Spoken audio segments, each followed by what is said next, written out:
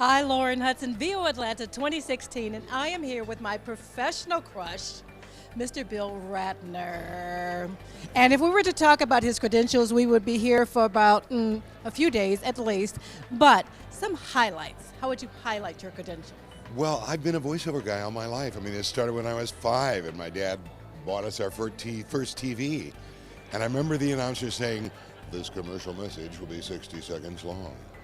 And ever since then, I've been fascinated. And I started with ham radio when I was 12, and then there was a bit of a hiatus when I tried to be a theater actor, and I had my first radio job at a tiny little suburban station in Walnut Creek, California.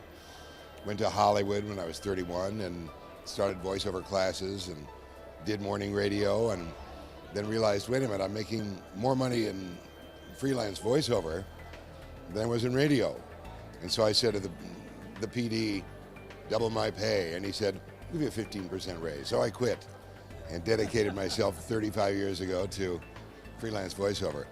And, you know, from Flint on G.I. Joe to the Coen Brothers Hail Caesar trailers. No, I mean a lot of current stuff too. The Talladega Nights, so that's kind of classic. You have kind of classic story about that because you put a different twist on it. Talladega Nights started me out. I had the director of the promo of the trailer on the phone, and I was auditioning, and he was sort of disappointed. And finally he said in desperation, "Look, it's a comedy with Will Ferrell, but why don't you try announcing it as the most serious movie you've ever announced in your life? Talladega Nights, Who's Your Daddy?" starring Will Ferrell. And I got the gig. And that really started me on a career in movie trailers, being the guy who's just too darn serious for fun. And that this year it's Coen Brothers Hail Caesar, which was shot in the 50s, so they wanted kind of a serious, almost Sergeant Friday kind of sound for the movie trailers and the TV campaign. And there's no accounting for taste in our business, as you know, so I keep getting hired. I'm a lucky guy. But in addition to that, you are fairly talented as well. But I think that what helps is that you understand the whole approach, because I've seen your kind of coaching philosophy, and that you talk about visualize and analyze. And I mean, is that really important, don't you think? Yeah, it's what we do is a commercial art. It's not fine painting, it's not playwriting. But as a commercial artist, I feel it's incumbent upon me to keep my chops up. And there's a lot to think about and a lot to talk about. And I taught a 3-hour workshop of commercials with a great group of people, a dozen people last night here at VO Atlanta. And we had lots of fun and read copy and did fun voices. But we also had a philosophical discussion about what it is to search deep and find a voice. What is intuition as a voiceover artist? And so voiceover is a combination of trying to please the commercial marketplace and trying to be the best artist and presenter that you can be. You also have something really interesting, I think. You talk about the default voice.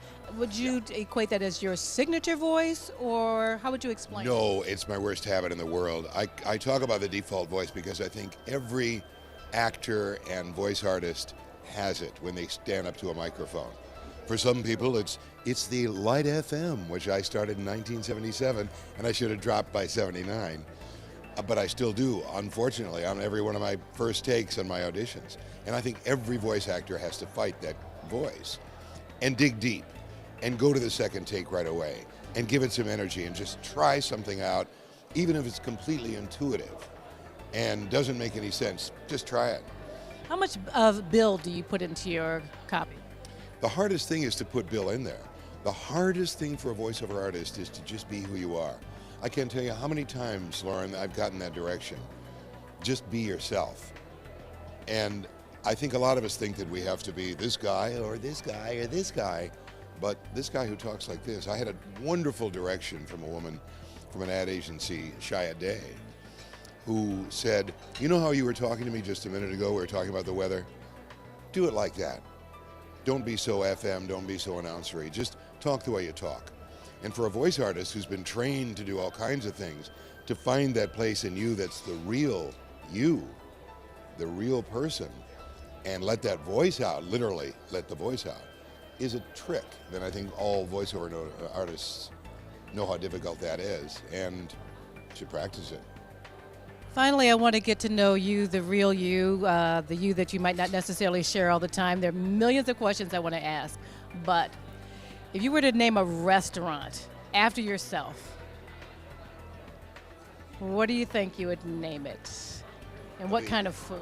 The Piedmont Supper Club, I'd like to name the Bill Ratner Club, and then we paint it with psychedelic colors.